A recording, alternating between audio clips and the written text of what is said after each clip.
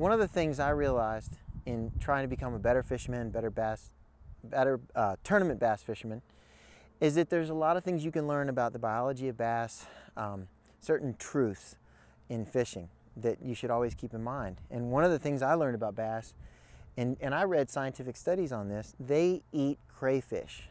In so many bodies of water, crayfish are one of the main components of their diet.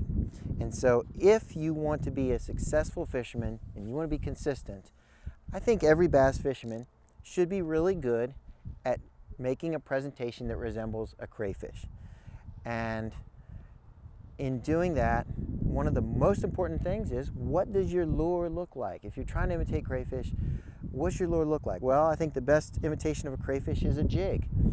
And under that heading of using a jig to imitate a crayfish, what's that jig going to look like?